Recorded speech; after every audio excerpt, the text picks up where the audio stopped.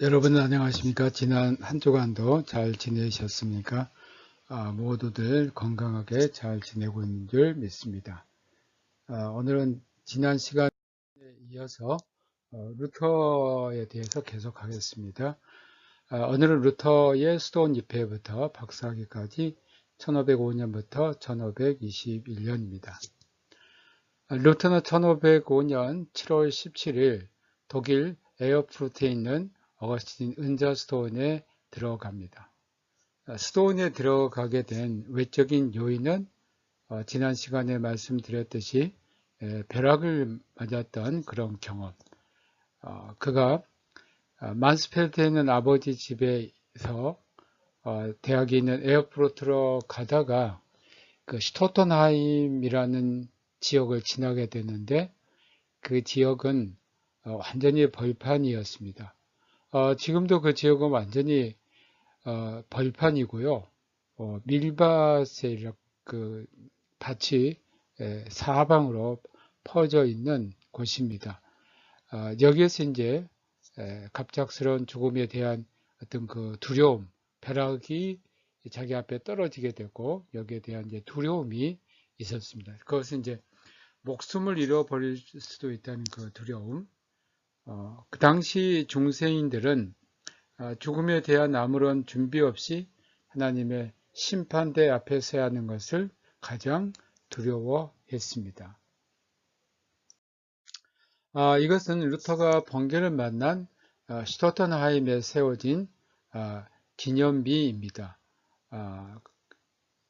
루터가 여기에서 하늘로부터 오는 번개를 만났고 이제 여기에서부터 그의 인생의 새로운 길이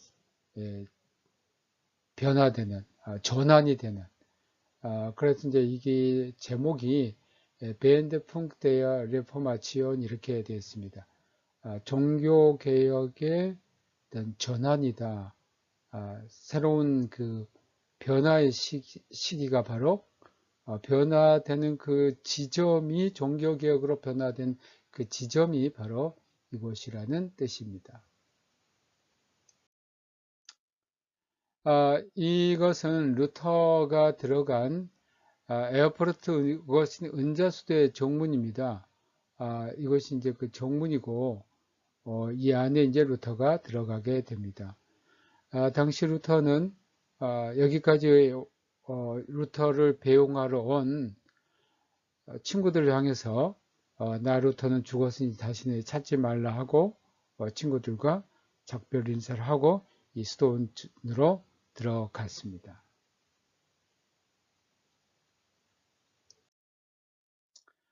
이것은 루터가 들어간 이 어거스틴 은자 수도원 정문에 있는 기념패인데 루터의 수도원 입문 500주년을 기념해서 2005년 7월 17일 이곳에 기념패를 붙였습니다. 이건 어거스틴 은자의 수도원 그 정문에 기념패가 있습니다. 여기 보면 마틴 루터가 어거스틴 은자수도에 에어포르트 어거스틴 은자수도에 1505년 7월 17일에 입문을 했다는 것입니다. 그래서 2005년 500주년을 기념해서 여기에 패가 붙여져 있습니다.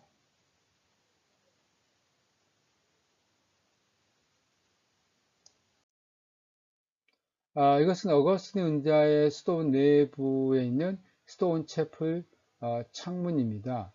여러분 그 루터라는 그 영화 보시면 이 창문이 그대로 나옵니다.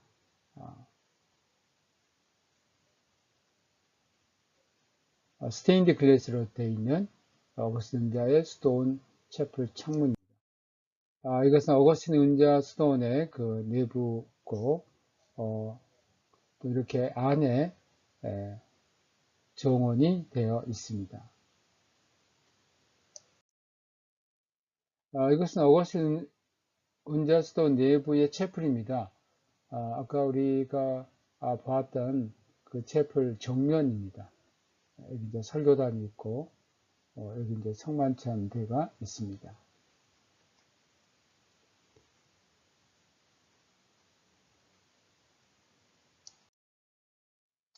당시 에어프로트에 만연된 흑사병으로 루터의 주위 사람들이 세상을 떠나게 됩니다.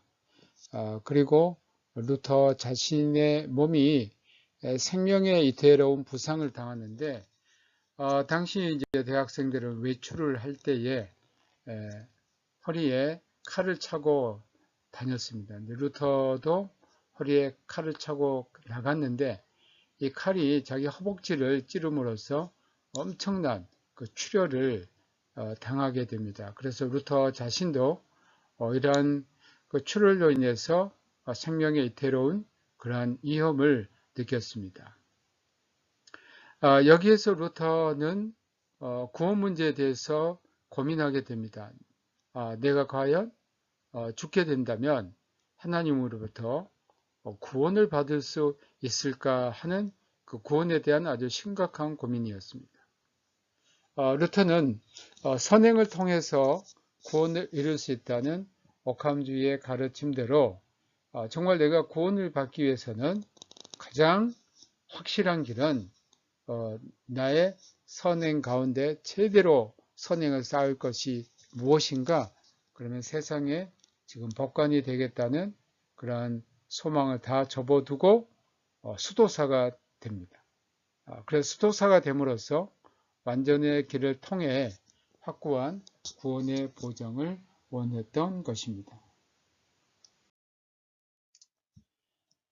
이 지도는 에어프로트 어거스틴 은자의 수도원을 중심으로 한 그 루터의 발자취입니다.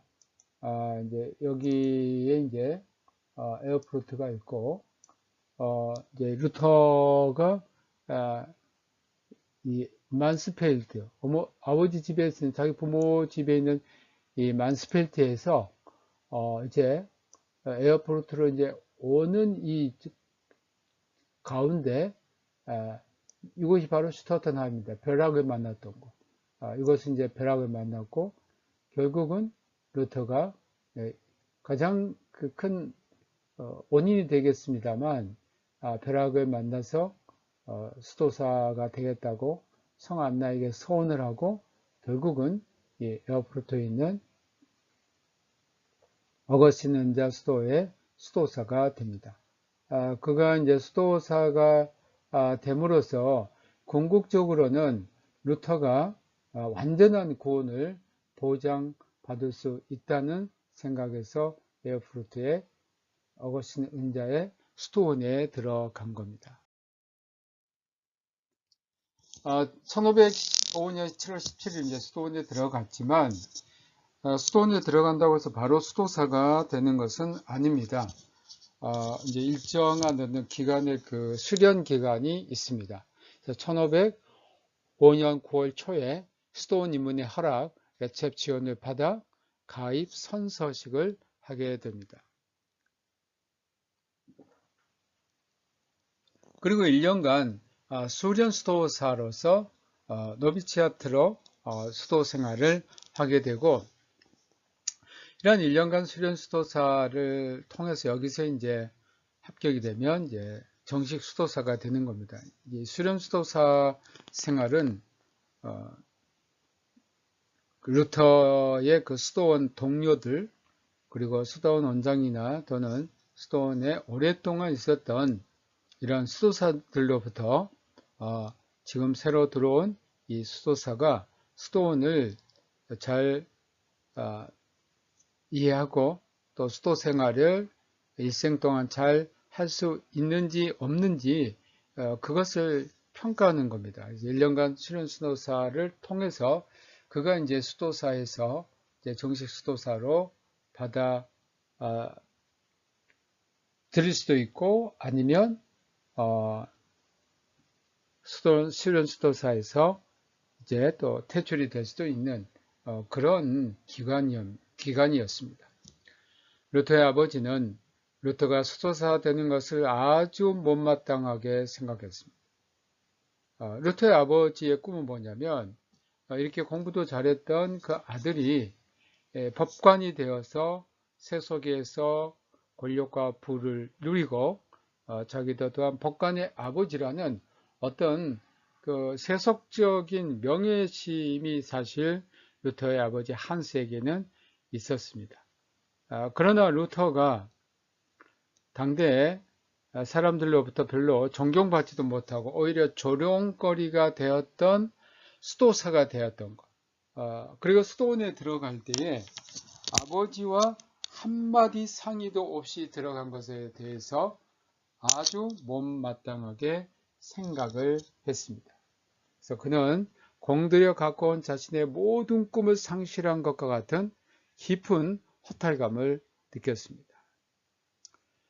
그래서 1507년 4월 에어프로트에 있는 도움에서 사제 서품을 받습니다. 그래서 1507년 5월 2일 신임 신부로서 첫 미사 프리미스를 하게 됩니다. 첫 미사를 할 때에 아버지가 그 동네 사람들과 함께 루터를 축하하기 위해 왔습니다. 그런데 첫 미사를 할 때 루터가 성만찬을 집례하면서 실수를 하게 됩니다. 그것은 바로 잔에 있는 포도주를 흘려버리는 그런 큰 실수를 하게 됩니다. 루터가 그렇게 실수를 하게 된 것은 그리스도의 이 피를 이 잔에 들고 있다는 것이 너무 두렵고 떨린 나머지 루터는 그 잔에 있는 포도주를 흘리게 되었습니다. 이것은 루터가 신부 서품을 받았던 에어프로트에 있는 도움입니다. 루터는 사제 서품 이후에 신학 공부를 본격적으로 시작합니다. 성직자가 되기 위한 전제 조건으로 신학이 대두되기 시작한 것은 비로소 종교개혁 시대부터입니다. 그러니까 루터가 이제 종교개혁을 하면서 결국은 루터의 그 종교개혁을 보면 먼저 신학을 공부하고 그 신학 공부를 마친 사람들에게 성직 안수를 했습니다. 루터가 신학 공부를 했을 때 공부했던 책은 페트루스 롬바르두스, 당대 중세 최고의 그 교의학책인 페트루스 롬바르두스가 쓴 네 권의 명제집입니다. 리브리 쿼투어르 센텐치아룸이라는 이 책인데 이 네 권의 명제집은 중세 시대 대표적인 교의학입니다. 여러분 이제 교의학이라고 하면 조직신학이라고 우리는 이제 지금 배우고 있죠. 네 가지 주요 항목으로 되어 있습니다. 첫 번째 하나님에 관하여 데데오, 이것은 신론입니다. 창조에 관하여 디에 크레아투라, 이제 창조론. 세 번째는 말씀의 성육신에 관하여 데 인카르나치온의 베르비, 이것은 이제 기독론이 되겠고요. 그 다음에 성례에 관해서 데 사크라멘티스, 이런 네 개의 주요 항목으로 되어 있습니다.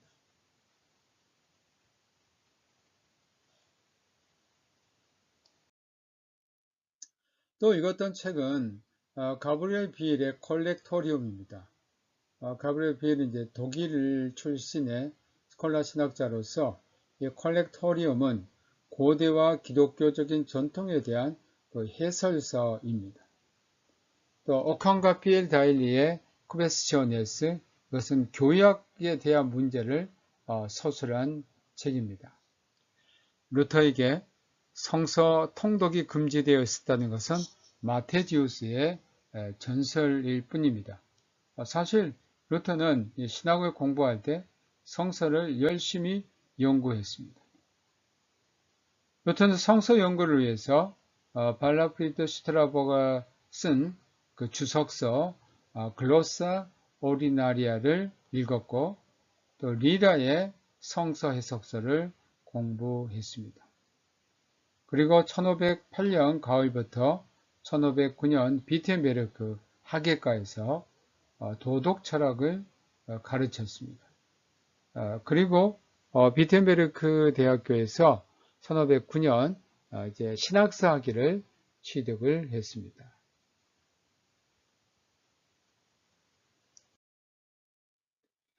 이것은 비텐베르크에 있는 어거스틴 은자 수도원입니다. 이건 루터가 이제 들어갔던 에어포르트 은자 수도원과 같은 그 수도원의 수도원인데, 여기 이제 탑이 있습니다. 그 루터의 종교개혁에서 여러분이 이제 책을 보시면 그 탑방의 경험이라는 게 나오는데요. 그것은 뭐냐면 루터가 있는 이 방에서 종교개혁의 그런 종교개혁 신학을 발견했다는 그런 것입니다. 당대 이제 이 어거스틴 수도회에는 많은 수도원이 있었지만 종교개혁으로 많은 수도사들이 이 수도원을 떠나게 되고요. 이제 이 수도원에 이제 수도사가 이제 없으니 이 수도원 건물을 작슨의 선제 프리드리히가 루터에게 이것을 선물로 줍니다. 그래서 이 거대한 수도원이 사실은 루터의 집이었습니다. 그래서 루터가 이제 이곳에 살게 됐는데, 루터가 살면서 이 수도원에는 전국에서 매일 끊임없이 많은 사람들이 루터를 찾아왔고, 또 여기에서 숙식을 하고, 또 루터와 식탁을 같이 하면서 서로 이야기를 나누었습니다. 여기에서 루터와 이런 그 루터의 집에서 지내면서 숙직을 하면서 지냈던 사람들의 그 이야기가 바로 탁상담화입니다. 그 탁상담화는 루터가 직접 쓴 것은 아니고 그것을 이제 기술했던 사람이 그 내용들을 써서 그런 작품이 되었습니다. 이 거대한 수도원에 사실 많은 사람들이 루터를 찾아왔고, 루터는 개인적으로 볼 때 굉장히 힘들었습니다. 왜냐하면 이 찾아온 손님들에게 먹을 것도 줘야 되고 잠자리도 줘야 되고, 그래서 루터는 이제 이들에게 다 그 무료로 이렇게 제공을 했는데, 이것 때문에 루터가 결국은 결혼하지 않을 수 없는 어떤 그 이유에 해당된다라고 볼 수 있습니다. 이제 루터는 그러면 돈이 많았겠네요. 이제 그건 아니고 루터는 그 당대에 유럽에서 가장 많은 책을 출판하는 사람입니다. 또 그가 출판한 책마다 또 잘 팔린 겁니다. 루터는 그 출판비에 대한 그 인쇄비는 거의 관심이 없었고 그런 돈이 있으면 가난한 사람들을 나눠준다거나 또 여기에 지내는 그 사람들 식비 또 가난한 그 학생들에게 또 학업을 위해서 도와준다거나 거의 그런 삶을 루터는 일생 동안 살았습니다. 그래서 결혼하고서도 루터는 그렇게 부유한 생활을 하지 못했기 때문에, 왜냐하면 그런 어떤 들어온 돈을 타 이웃을 위해서 사용했기 때문에 보라가 루터의 부인인 폰 보라가 이제 생활비를 보태기 위해서 다른 일들을 했던 것입니다. 이제 그 중에 하나가 이제 이 비텐베르크 수도원에 그 발굴 작업을 했는데 거기에 많은 그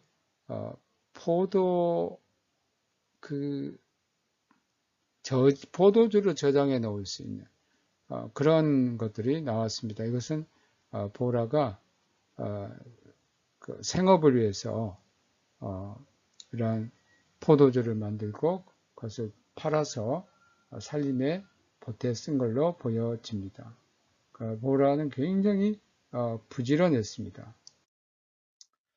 이것은 비텐베르크 어거스틴 은자수도 내부에 있는 당대 이제 수도사들이 식사를 했던 그 식당입니다. 식당에 걸려 있는 루카스 크라나하 1세의 십계명 그 해설 작품입니다.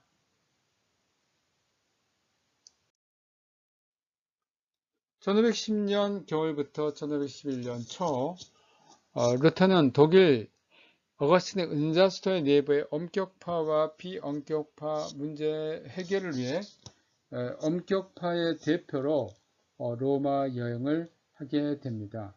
그래서 로마에 가서 이 두 서로 다른 파의 문제 해결을 하는 엄격파의 대표로 참석했지만 사실 로마에서 어떤 결론은 보지 못했던 겁니다. 1511년 여름 루터는 슈타우피츠의 주선으로 다시 비텐베르크에 오게 됩니다. 슈타우피츠는 독일 어거스틴 은자수도의 엄격파의 최고 책임자였고 또한 루터의 스승이었습니다. 또한 슈타우피츠는 루터의 고해 신부였습니다. 슈타우피츠는 루터를 설득해서 1512년 10월 루터로 하여금 비텐베르크 대학교에서 박사 학위를 받게 했습니다. 루터는 자기가 박사가 되고 싶은 마음은 전혀 없었습니다.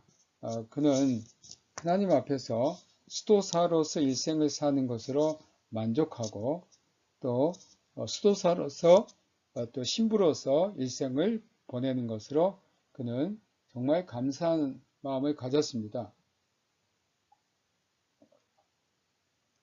그러나 그 선생 슈타우피츠는 루터의 여러 가지 재능과 또 영적인 그러한 탁월한 능력과 또 학문에 있어서 그런 탁월한 실력을 보고 자기를 이을 비텐베르크 신학부에서 성서 신학을 가르칠 교수가 되어야 된다고 생각했고 루터에게 신학박사 학위를 하도록 독려를 했습니다. 루터는 신학박사를 마지 못했습니다. 당시 신학박사 오늘처럼 어떤 논문을 쓰는 것은 아니었고요.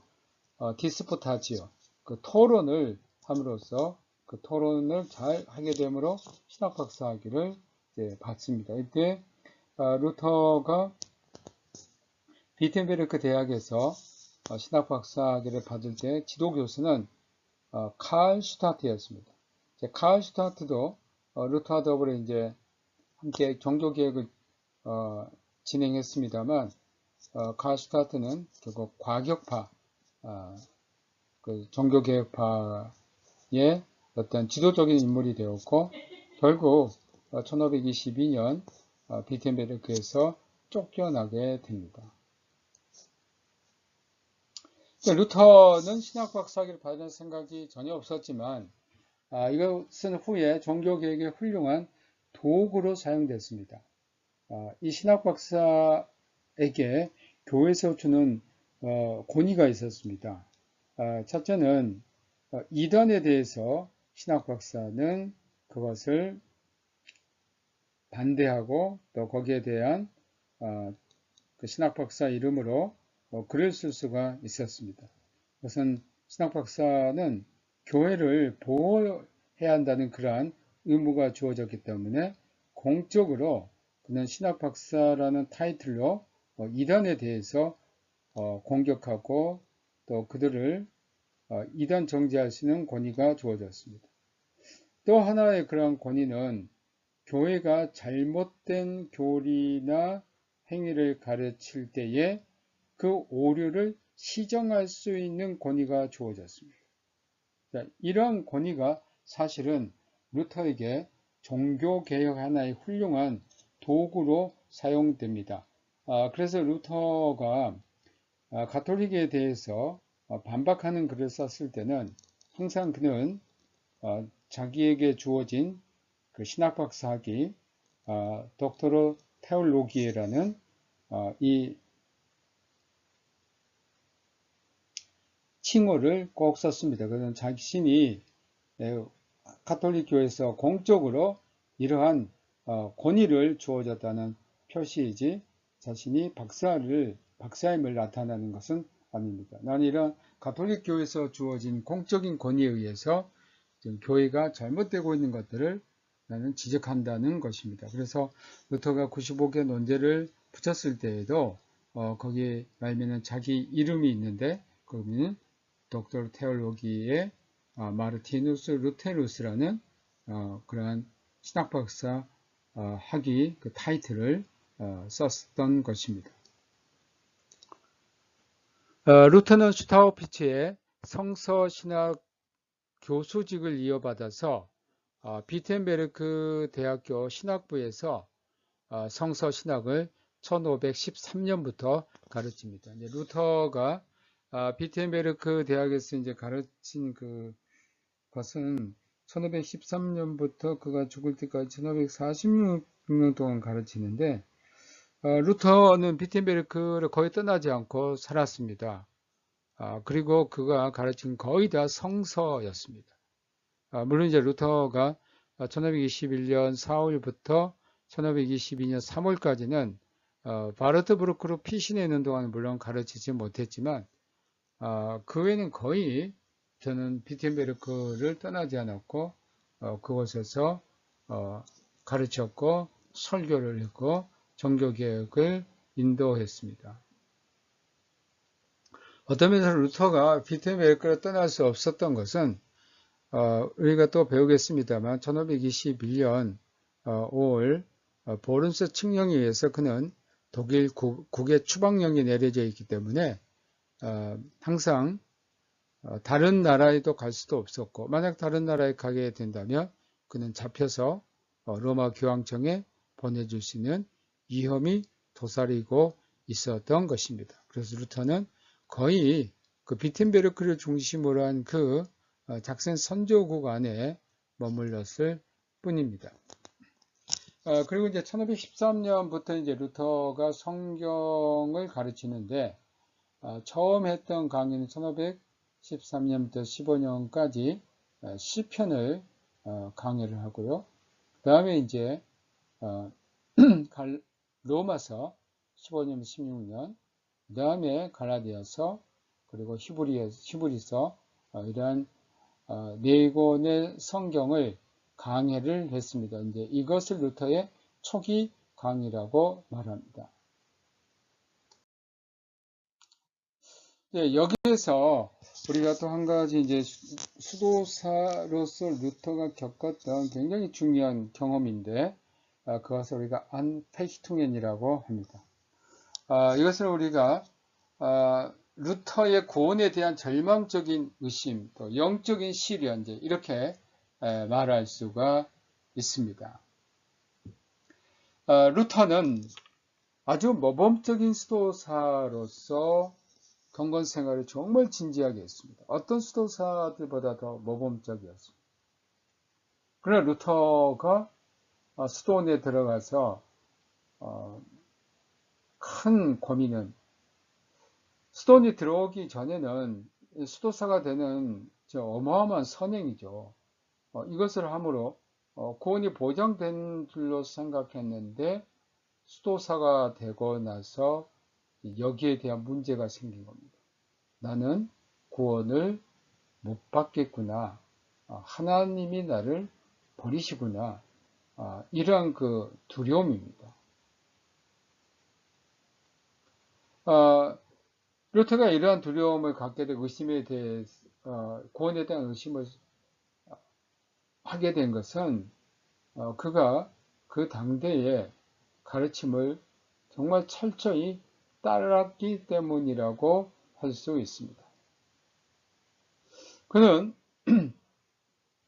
이러한 문제를 해결하기 위해서 자기 자신 안에 무엇이 있는지 이것은 신비주의의 그런 영향을 받아서 신비주의자들은 자기 자신을 깊이 성찰하고 그 안에서 영적인 그런 깊은 기도를 통해서 소위 관상기도를 통해서 내 안에 참된 나를 발견할 수 있고, 이런 새로 발견된 그 나가 참이고, 이것을 통해서 그리스도와 어떤 합의를 이룰 수 있다라고 가르쳤던 겁니다.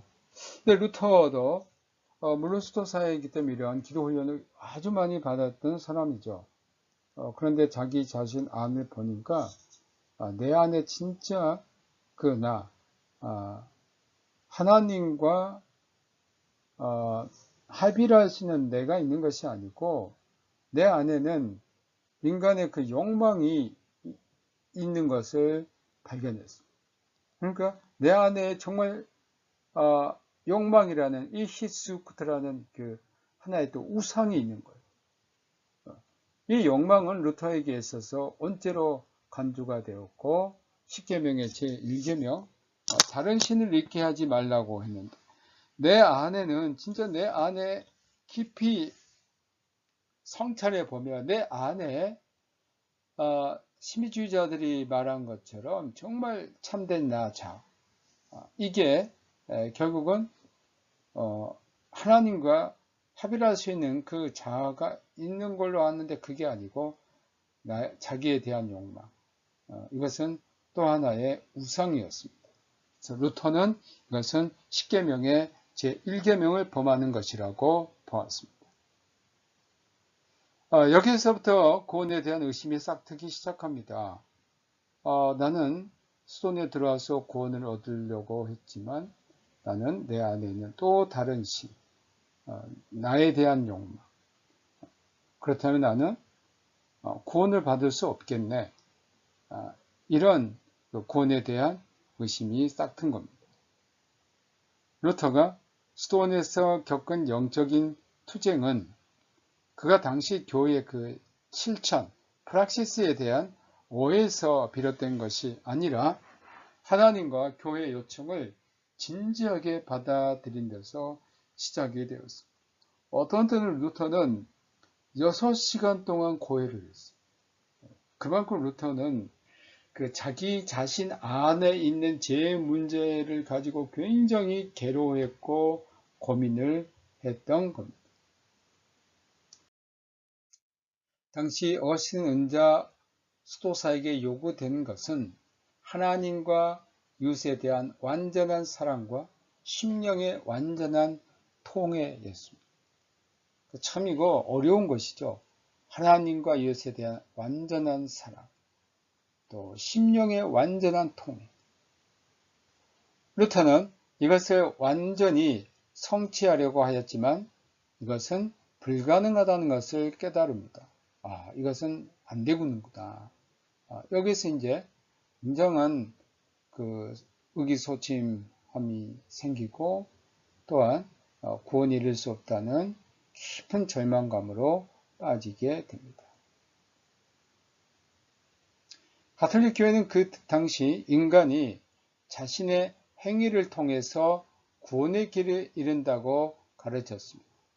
즉 인간이 하나님께서 자유의지를 주었기 때문에 이 자유의지의 힘으로 스스로 하나님과 연합할 수가 있고 또 하나님과 구원의 사역에 동참할 수 있는 전적인 은총이 아닌 하나님과 인간의 어떤 협동에 의해서 구원을 이룰 수 있는데 중요한 것은 내가 그 구원을 이루기 위해서 내가 주체적으로 어떤 선행을 해야만 합니다.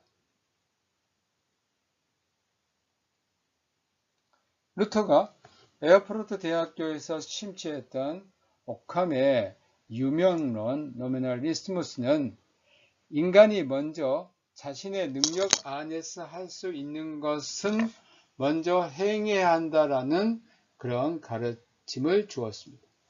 이제 이것은 우리가 좀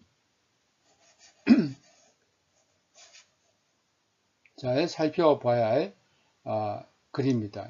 파케레 쿼드 인세 에스트라고 하는데 이 라틴어에서 파케레라는 것은 동사로서 영어의 to do에 해당합니다. 무엇을 행하다. 크보드는 관계대명사입니다.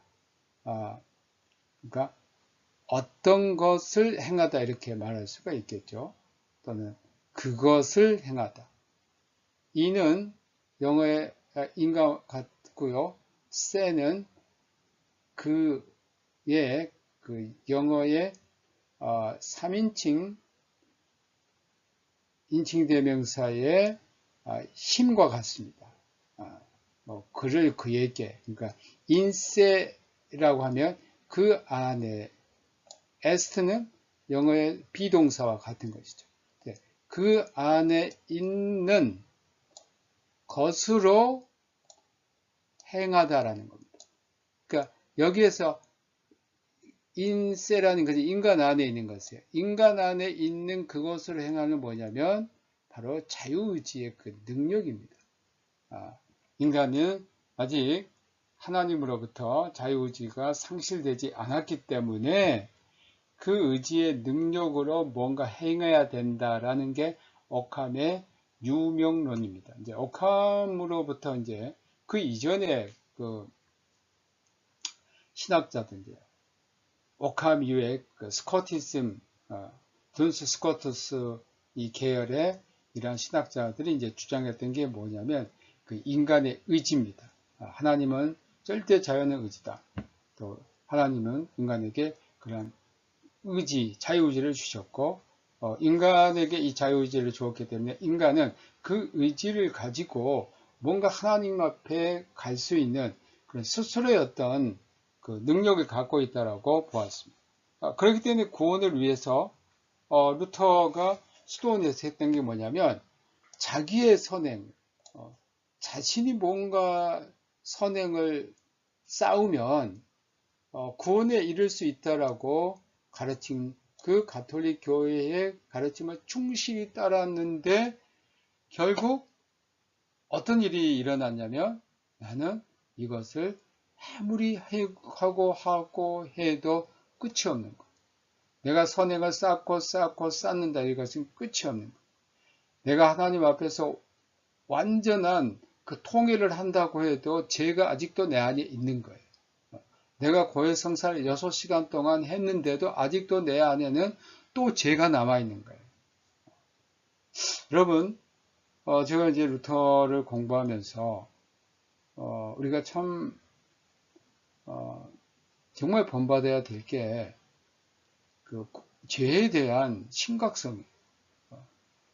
우리가 참, 죄에 대해서, 회개에 대해서, 그러한 어떤 마음이 없다면 우리가 다시 한번 우리 자신을 성찰해 봐요.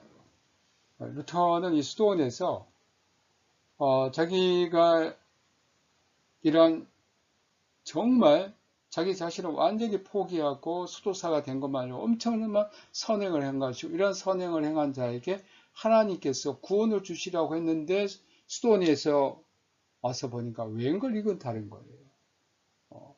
바로 이 두 가지. 하나님과 인간에 대한 완전한 사랑을 성취하고 하나님 앞에서 완전한 통일을 해야, 회개를 해야 된다는 것.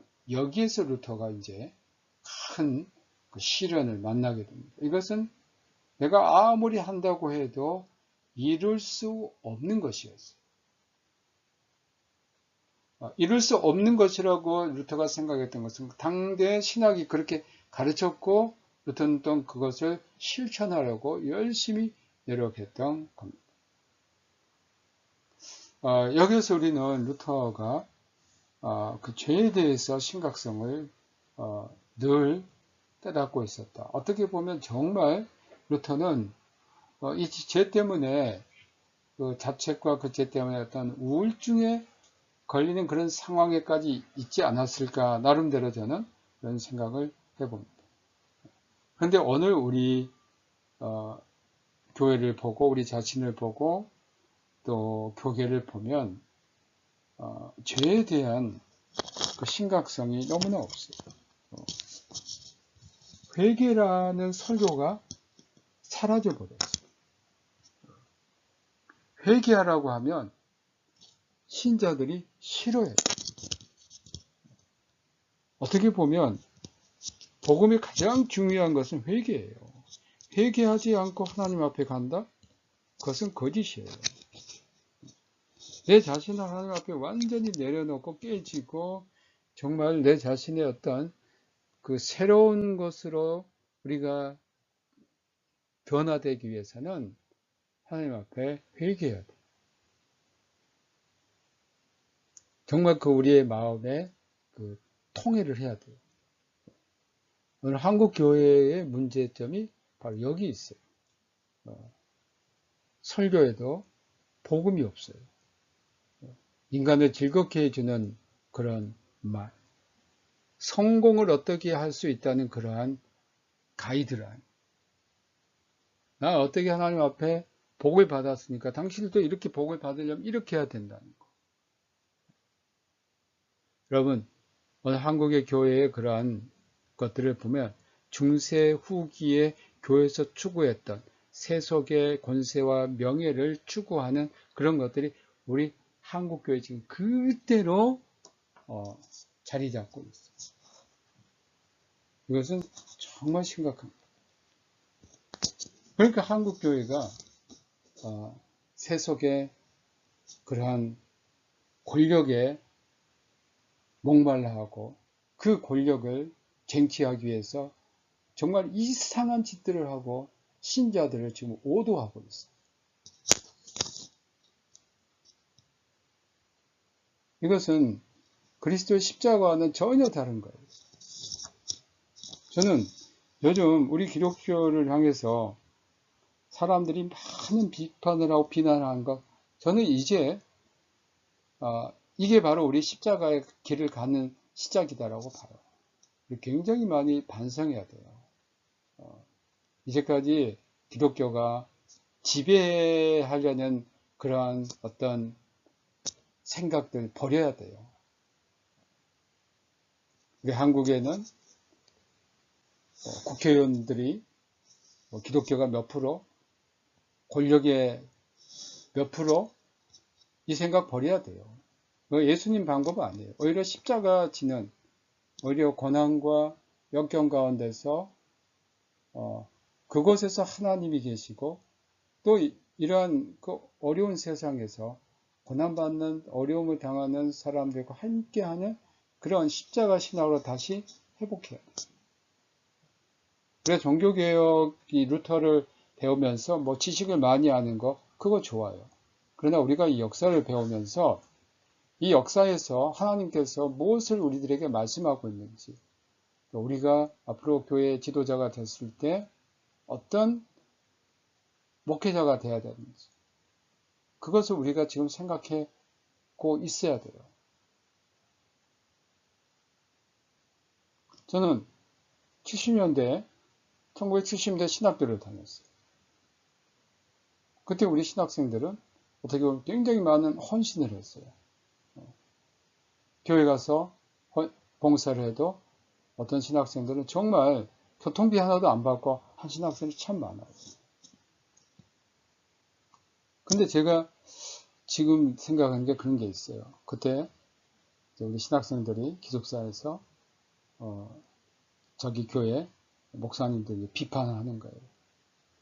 근데 제가 느낀 게 있어요. 그 비판을 했던 그 신학생들이 나중에 목회자가 됐을 때는 자기가 비판했던 그 목사님이 하는 것을 그대로 하는 사람들이 있었어요. 우리는 그런 종교개혁의 그 역사를 루터를 하나님께서 이렇게 택하셨을까? 그것은 그가 죄에 대해서 그 누구보다도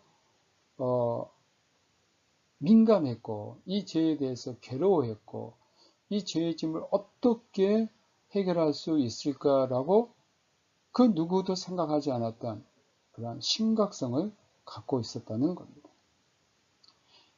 이러한 그 당시 가톨릭, 특히 그 유명론이 주장했던 요청은 구원의 절대적인 조건으로 구원에 있어서 행위를 정당했던 거예요. 그러니까 행위를 해야만 그 행위에 대한 보답으로, 거기에 대한 보상으로 하나님이 우리를 구원해 주신다는 거였어요. 그러나 인간은 실제로 유명론이 가르친 대로 모든 일을 성취할 수가 없었습니다. 여러분, 어느 누구가 하나님과 이웃에 대한 완전한 사랑을 실천할 수 있겠습니까? 어느 누구가 하나님 앞에서 완전히 회개할 수가 있겠습니까? 루터는 의롭고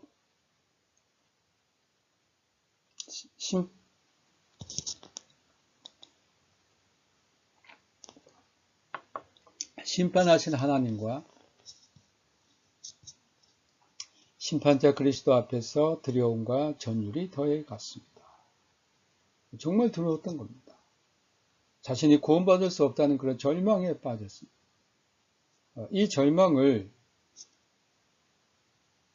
해결하기 위해서 어거스틴의 글을 열심히 읽습니다. 그런데 더 큰 절망에 빠졌습니다. 그것은 어거스틴이 인간의 선한 행위나 의지와는 관계없이 하나님이 어떤 사람을 선택을 하고 어떤 사람을 멸망으로 예정했다는 겁니다. 이게 이제 소위 이중 예정론입니다. 여러분 이제 칼빈이 이중 예정론을 말했다고 합니다만 사실 이 이중 예정론을 먼저 말한 사람은 어거스틴이에요. 그러니까 인간의 어떤 의지와는 전혀 상관없이 하나님께서 이미 선택받은 사람이 하나님께 멸망으로 예정되었다는 두 가지로 예정되었다고 우리가 이중 예정론이라고. 저는 여기에서 더 절망했습니다. 나는 하나님으로부터 선택받지 못했고 멸망으로 예정되었나 보다. 내가 만약 선택을 받았다면 이러한 것 때문에 내가 두려워하지 않고 절망할 수 없는데 내가 예정되지 않았고 내가 멸망으로 예정되었구나. 루터는 이 절망에서 헤어나고자 신비주의에도 심취합니다.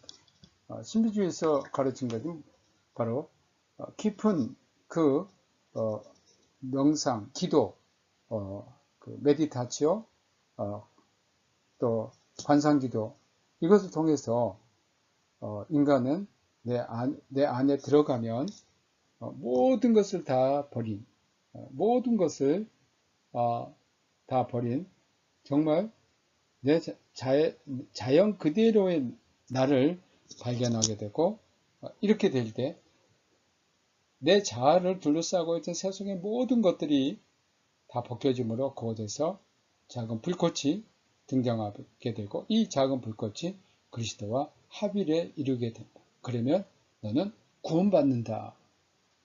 아까 말했듯이 이 신비주의에 심취해서 구원을 받고자 했는데 결국 루터는 내 안에 모든 내 자아를 다 깨뜨리고 봤더니 그 안에 그 불꽃이 있는 게 아니고 바로 자기 욕망이 있었다는 겁니다.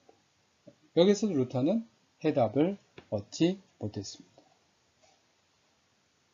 여러분 이제 제가 이렇게 강의를 하기 때문에 루터의 그 마음이 어떻게 다 전달되겠습니까만 루터는 이 문제를 가지고 굉장히 고민하고 괴로워했고 또 마음에 안정을 찾지를 못했던 겁니다. 정말 불안했고 여러분 생각해 보십시오.